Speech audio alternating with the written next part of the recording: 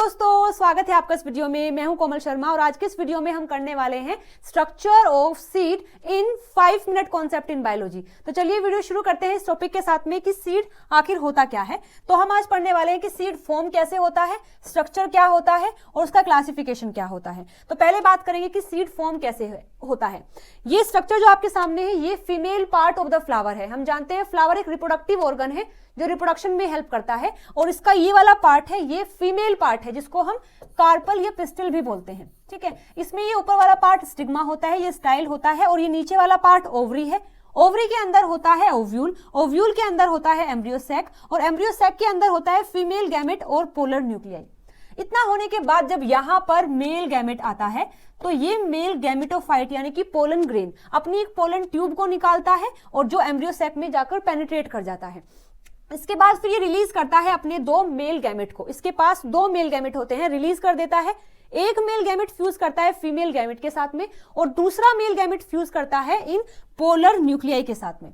जो female gamete से fuse करता है ये दोनों मिलकर बना देते हैं जाइगोट और ये जो पोलर न्यूक्लियाई से फ्यूज करता है ये मिलकर बना देते हैं एंडोस्पर्म। ठीक है, अब इतना होने के बाद हुआ क्या, ये जो ओवरी थी कन्वर्ट हो गई फ्रूट में। कब हुई है? After fertilisation. फर्टिलाइजेशन मतलब जब मेल गैमेट फीमेल गैमेट से फ्यूज करता है उस प्रोसेस को कहते हैं फर्टिलाइजेशन। आफ्टर फर्टिलाइजेशन ये जो ओवरी होती है कन्वर्ट हो जाएगी फ्रूट में और ये जो ओव्यूल है कन्वर्ट हो जाता है सीड में और वो बन जाता है जाइगोट, यानी कि मेल और फीमेल गैमेट फ्यूज करके बना देते हैं जाइगोट और ये होता है एंडोस्पर्म। अब मुझे सीड के बारे में पढ़ना है तो मैंने सीड को यहां से निकाला और इसका स्ट्रक्चर यहां पर बना दिया। तो अभी तक हमने जाना कि सीड फॉर्म कैसे होता है। अब हम देखेंगे कि इसकी स्ट्रक्चर क्या है। सीड की स्ट्रक्चर क्या होती है? वो 3 पार्ट से बनता है, सीड कोट, जाइगोट और एंडोस्पर्म। ये बाहर वाली जो कवरिंग है, देखो ये सीड का स्ट्रक्चर है। बाहर वाली कवरिंग को हम बोलते हैं टेस्टा, अंदर वाली को बोलते हैं टैगमन और इन दोनों को मिलाकर बोल देते हैं सीड कोट। यानी कि सीड की जो कवरिंग है वो 2 लेयर से बनती है, बाहर वाली टेस्टा, अंदर वाली टैगमन। ये अंदर वाला पार्ट जो फ्यूजन से बना है उसको जाइगोट बोलते हैं, जो आगे जाकर एम्ब्रियो बनाता है और एम्ब्रियो आगे जाकर एक नया प्लांट बनाता है। ये है एंडोस्पर्म। इसका काम है कि जब ये जाइगोट एम्ब्रियो बनेगा तो उस टाइम पर उसको फूड जो देता है वो एंडोस्पर्म होता है। ठीक है, तो ये हमने देख लिया है स्ट्रक्चर ऑफ सीड। तो एक बार अगर बात करें कि यहां पर ये जो सीड हमने बनाया है, देखो ये जो सीड बना है इसके बाद ये है यहां पर एम्ब्रियो। एम्ब्रियो कब बना? जाइगोट का जो सेल था वो कन्वर्ट हो जाता है एम्ब्रियो में। ठीक है, एम्ब्रियो कुछ ऐसा स्ट्रक्चर बना लेता है। इस एम्ब्रियो को मैं बाहर निकालूं तो मैंने यहां रख दिया है। एम्ब्रियो के पास क्या है? एम्ब्रियोनल एक्सिस है। देखो जाइगोट से बना है एम्ब्रियो, अब एम्ब्रियो के पास क्या है? ये बीच वाला होता है एम्ब्रियोनल एक्सिस। ऊपर वाला पार्ट होता है एपिकोटाइल जो आगे जाकर बनाता है प्यूम्यूल और प्यूम्यूल आगे जाकर बनाता है शूट सिस्टम जिसमें लीफ और स्टेम और फ्रूट फ्लावर आते हैं, यानी कि जो एयर वाला पार्ट होता है।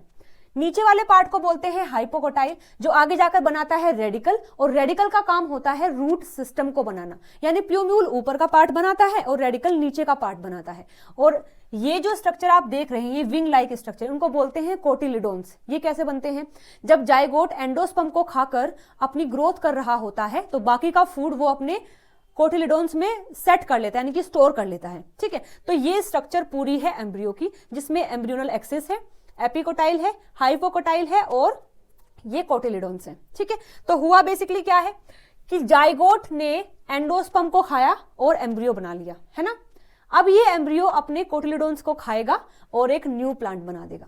बात समझ आई? स्ट्रक्चर के बारे में भी हम बात कर चुके हैं। अब देखते हैं क्लासिफिकेशन। सीड 2 टाइप के होते हैं, नॉन एल्ब्यूमिनस जिनको डाइकोट सीड भी बोला जाता है और एल्ब्यूमिनस जिनको मोनोकोट सीड भी बोला जाता है। डिफरेंस क्या है? ये जो नॉन एल्ब्यूमिनस सीड है इसका मतलब है कि जब ऐसे सीड मैच्योर हो जाते हैं तो उनके पास एंडोस्पर्म नहीं होता। क्यों नहीं होता? क्योंकि जब जाइगोट एम्ब्रियो में कन्वर्ट हो रहा होता है तो वो सारा ही एंडोस्पर्म खा लेता है, तो वहां पर कोई एंडोस्पर्म नहीं बचता। और जब वो खाता है यानी कि यूज करता है तो अपनी ग्रोथ में करता है, बाकी बचा हुआ अपने कोटिलिडोन्स में सेव कर लेता है। तो यहाँ no endosperm occur in mature seed, यानी सीड के मैच्योर होने के बाद अगर वहां पर एंडोस्पर्म नहीं मिलता तो उसे आप कहेंगे नॉन एल्ब्यूमिनस सीड, जिसका एग्जाम्पल है पी यानी मटर और ग्राउंडनट यानी कि मूंगफली। ऐसे सीड को हम डाइकोट सीड भी बोलते हैं।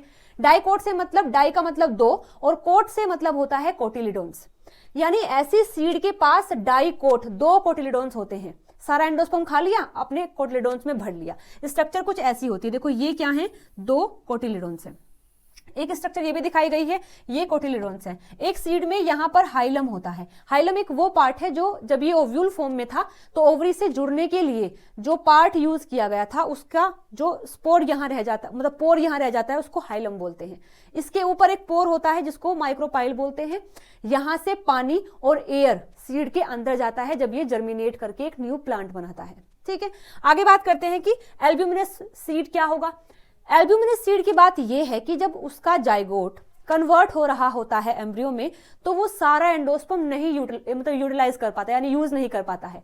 तो उसके पास या तो कोटिलिडोन होगा ही नहीं, और होगा तो केवल एक ही होगा। तो एंडोस्पर्म वहां पर बचा रहता है लास्ट तक भी, क्योंकि वो सारा यूज ही नहीं किया गया है ना। तो नो कोटिलिडोन्स या फिर one cotyledons form so that endosperm occur in mature seed. ठीक है, सीड के मैच्योर होने के बाद भी वहां एंडोस्पर्म देखने को मिलता है, क्योंकि उसको कंप्लीटली यूज नहीं किया गया था। अब वो आगे यूज किया जाएगा फर्दर ग्रोथ के लिए, जिसका एग्जाम्पल है मेज, राइस और व्हीट। ऐसे सीड हैं जिनके अंदर एल्ब्यूमिनस, मतलब ये एल्ब्यूमिनस सीड है। और ऐसे सीड को हम मोनोकोट सीड भी बोलते हैं, क्योंकि यहां पर या तो कोटिलिडोन बनता ही नहीं, बनता है तो केवल एक ही बनता है। ठीक है, तो नॉन मतलब एल्ब्यूमिनस को हम मोनोकोट भी बोलते हैं और नॉन एल्ब्यूमिनस को हम डाइकोट सीड भी बोलते हैं। ठीक है, आगे बात करें मोनोकोट सीड का जो डायग्राम है कुछ ऐसा होता है। यहां पर आपको बड़ा सा एंडोस्पर्म देखने को मिलेगा, क्योंकि अभी हमने कहा है कि मोनोकोट सीड में एंडोस्पर्म होता है, डाइकोट में नहीं होता।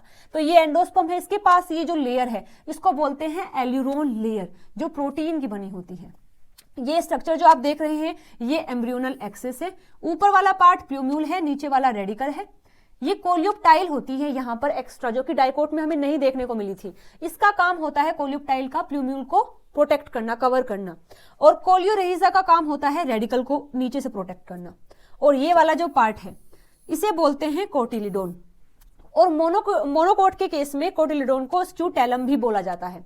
और ये बाहर की जो लेयर है इसको हम सीड कोट कहेंगे। तो देखो हमने पढ़ लिया है कि मोनोकोट क्या होता है, डाइकोट क्या होता है। सबसे पहले हमने पढ़ा कि सीड कैसे फॉर्म होता है, स्ट्रक्चर क्या होती है, क्लासिफिकेशन क्या होती है, डाइकोट और मोनोकोट में क्या डिफरेंस होता है। आई होप आपको ये वीडियो पसंद आई होगी। अगर आई है तो वीडियो को लाइक, शेयर, सब्सक्राइब जरूर से कर देना। Thank you.